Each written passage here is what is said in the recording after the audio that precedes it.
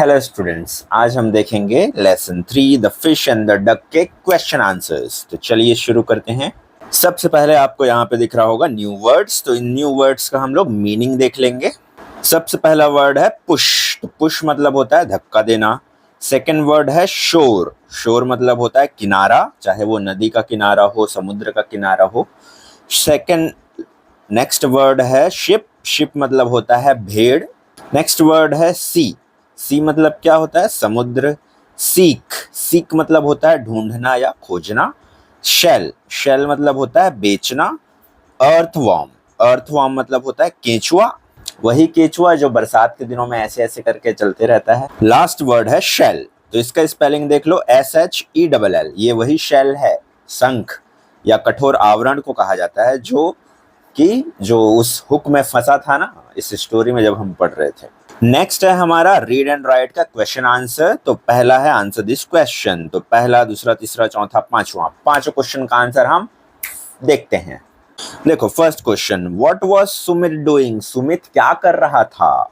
So answer is Sumit was sitting on the shore and fishing. तो सुमित कुछ नहीं कर रहा था, वो शोर किनारे में बैठा था। सिटिंग, वो किनारे में बैठा था, एंड फिशिंग और मछली पकड़ रहा था।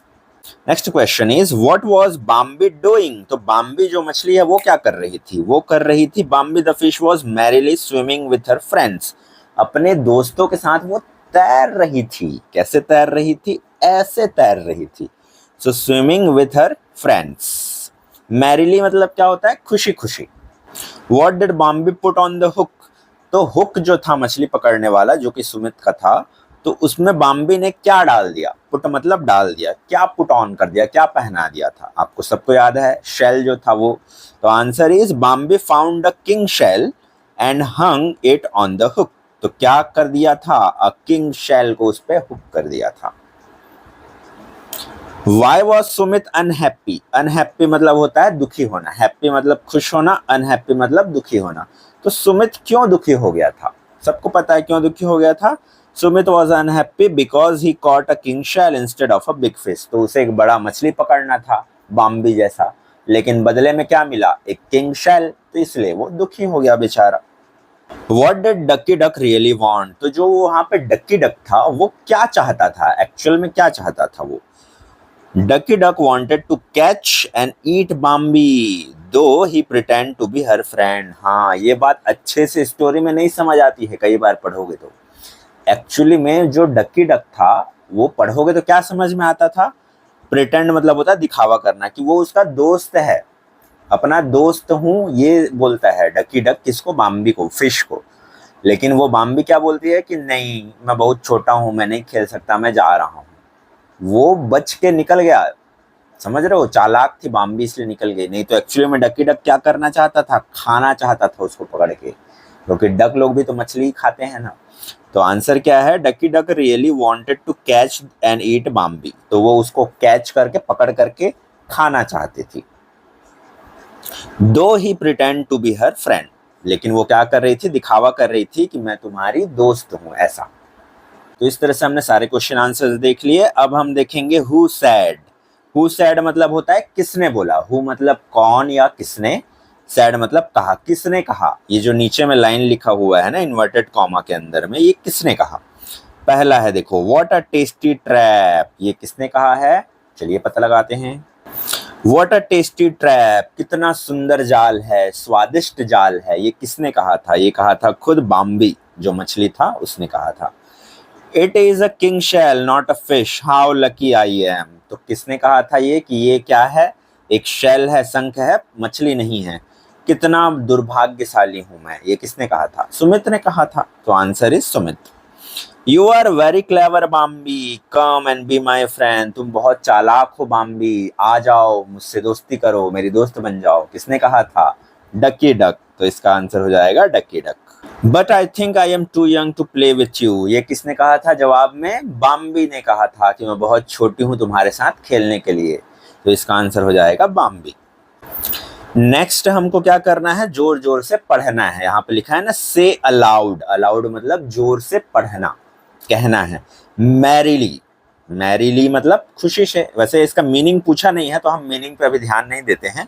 हमको बस जोर से बोलना है, ठीक है। तो आप भी मेरे साथ बोलते जाइए, मैरिली, शोर, जूसी, अर्थवॉर्म, पैडल्ड, शेल, ठीक। नेक्स्ट है हमको बोलना है, सॉरी, लिसन एंड रिपीट। तो सेम चीज वही करना है, ठीक है।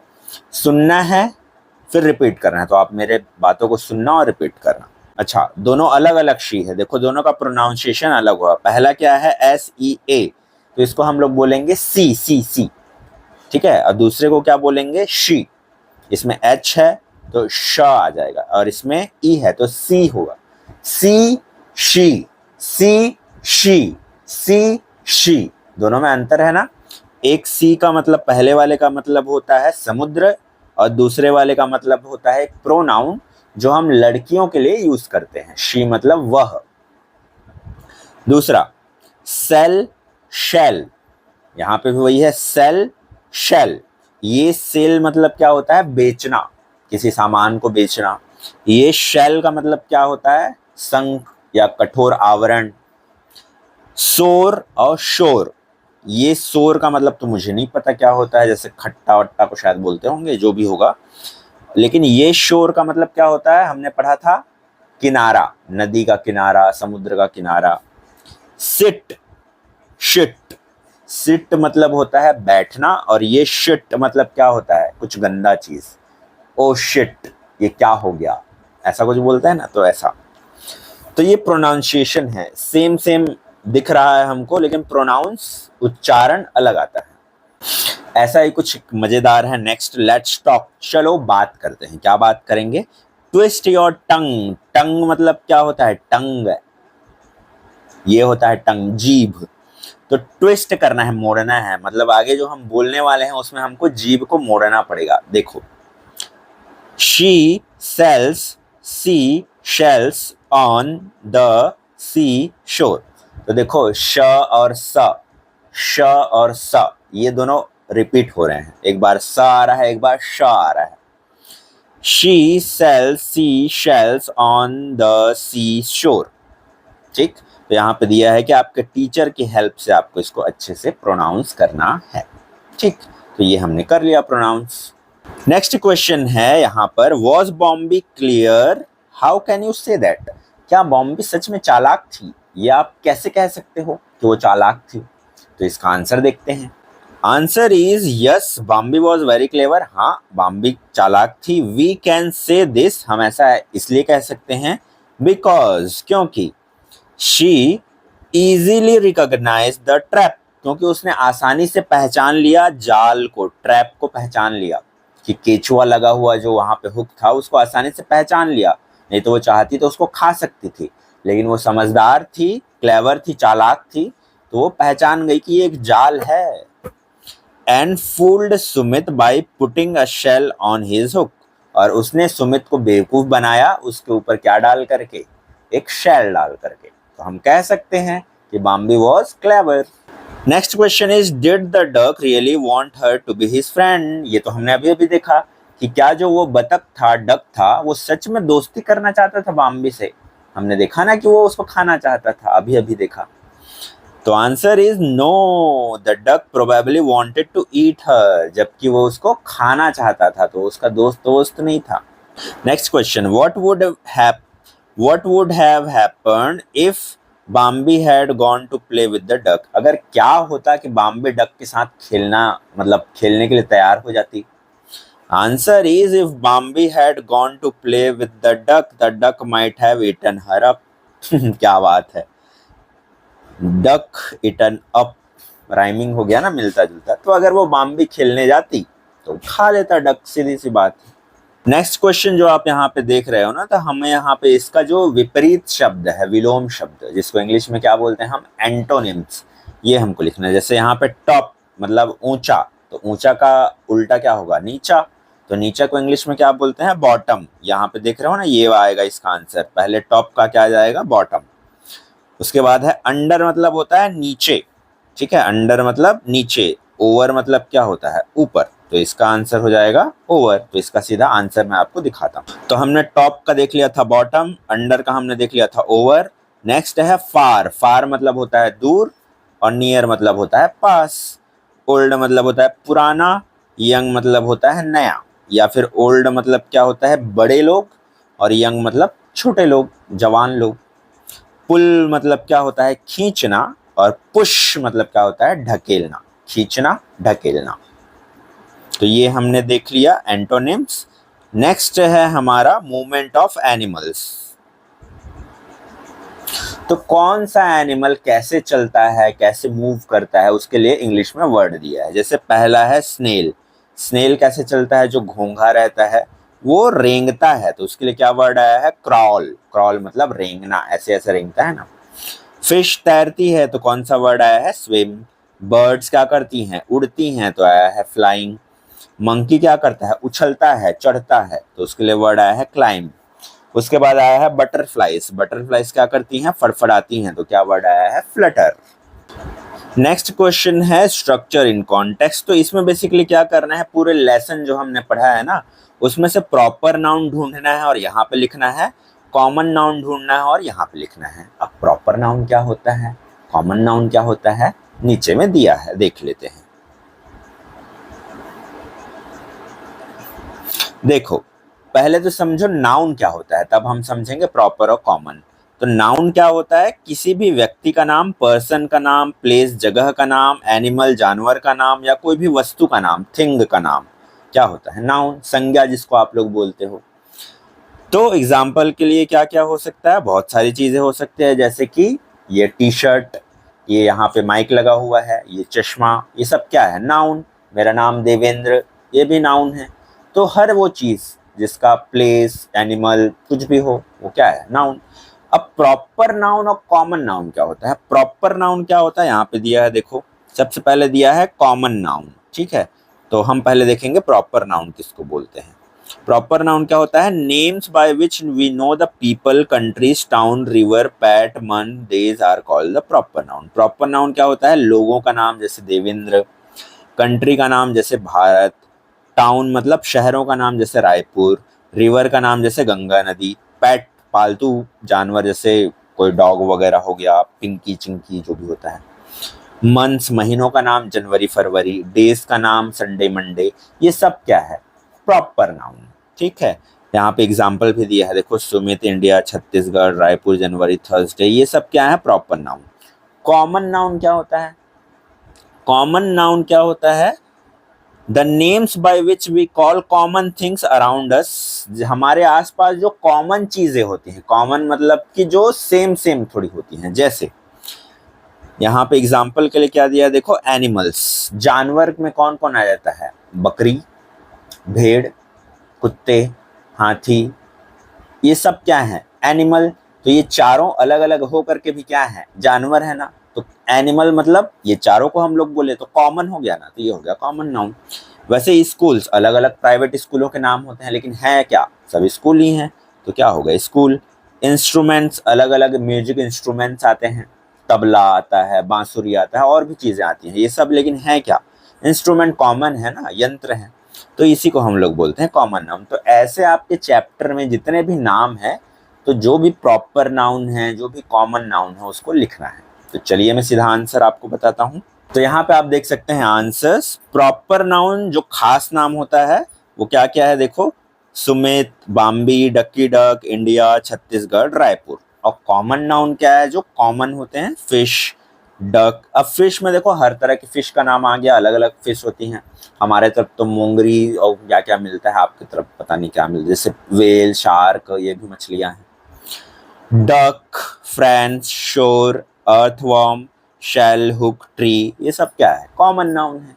नेक्स्ट क्वेश्चन यहाँ पे आप देख सकते हो कि हमको बनाना है एक्सक्लेमेटरी सेंटेंस। अब समझेंगे एक्सक्लेमेटरी सेंटेंस क्या होता है। एग्जाम्पल देखो, आई एम वेरी अनलकी, मैं बहुत ही दुर्भाग्यशाली हूँ।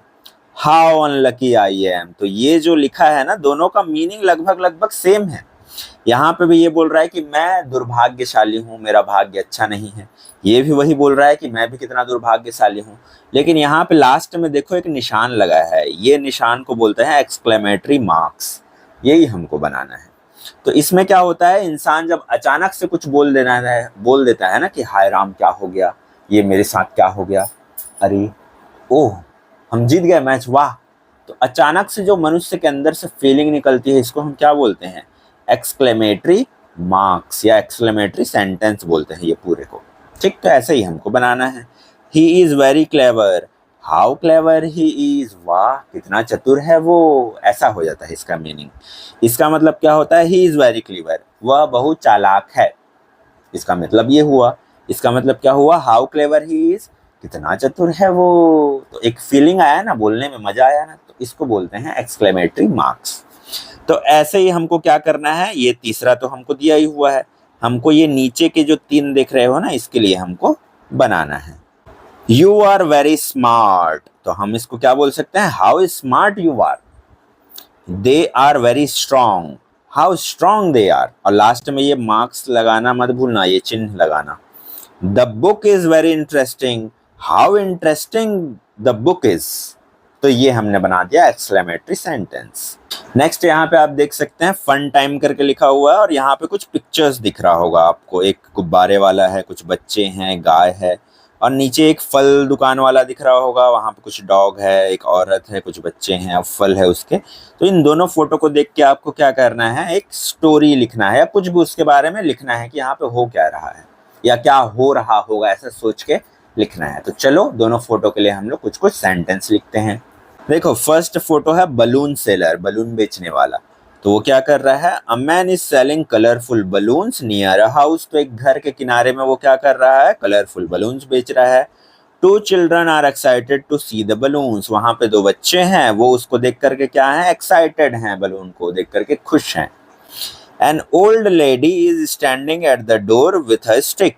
और वहां पे एक बूढ़ी औरत, पीछे में अगर आप लोग ध्यान से देखोगे तो एक बूढ़ी औरत है, वो खड़ी है किसके साथ में? एक लकड़ी के साथ में। ठीक है, मैं दिखाता हूँ आपको। ये देखो, ये है वो बूढ़ी औरत जो अपने हाथ में एक लकड़ी पकड़ी है। वो लकड़ी मारने के लिए नहीं पकड़ी है, वो बेसिकली चल नहीं पाती है, तो उसके सहारे से चलती है।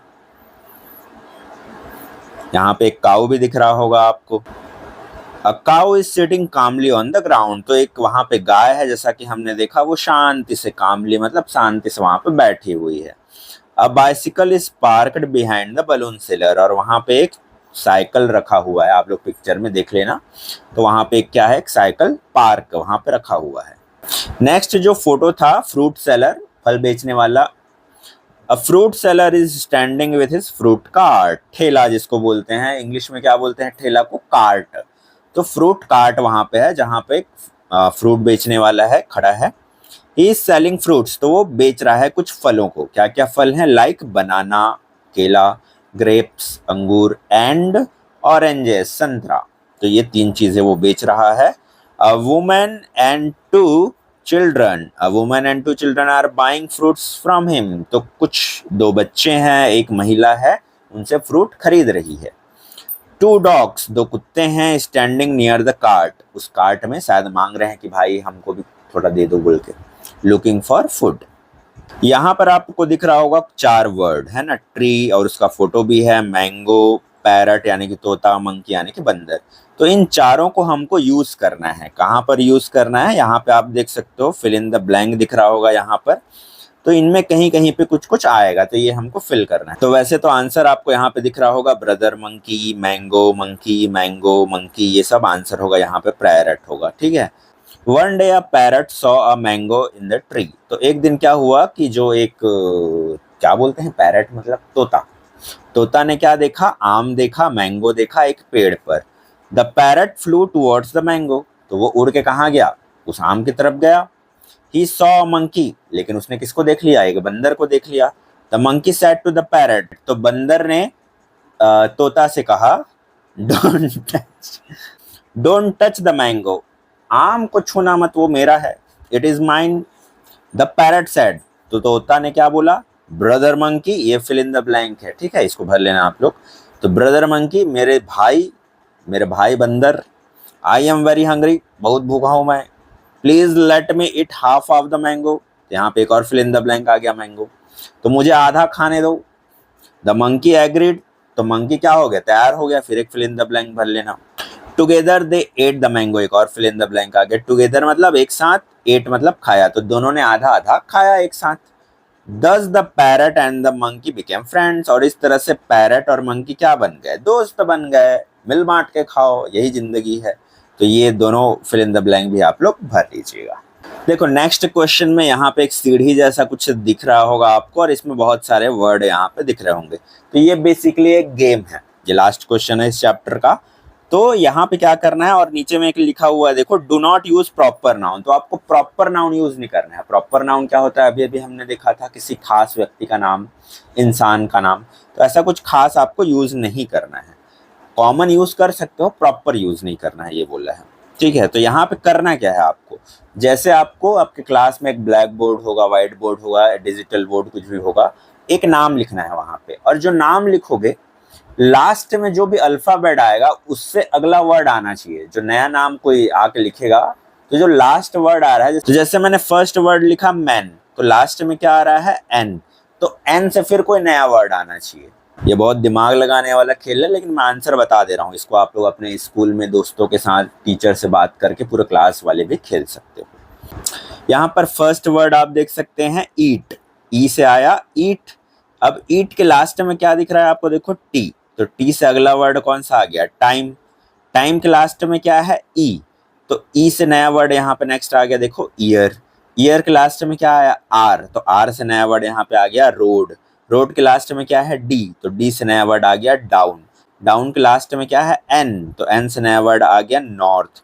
नॉर्थ के लास्ट में क्या है, एच। तो एच से क्या बन गया, मुर्गी, हैन। हैन मतलब मुर्गी। और इस तरह से मुर्गी बन के हमारा चैप्टर भी क्या हो गया, फिनिश। तो मिलते हैं नेक्स्ट वीडियो में। अगर आपको ये वीडियो पसंद आया हो तो लाइक शेयर सब्सक्राइब कीजिए, अपने दोस्तों को शेयर कीजिए। धन्यवाद, चलता हूँ, शुभ रात्रि, राम राम, जय श्री राम, जय हनुमान, जय श्री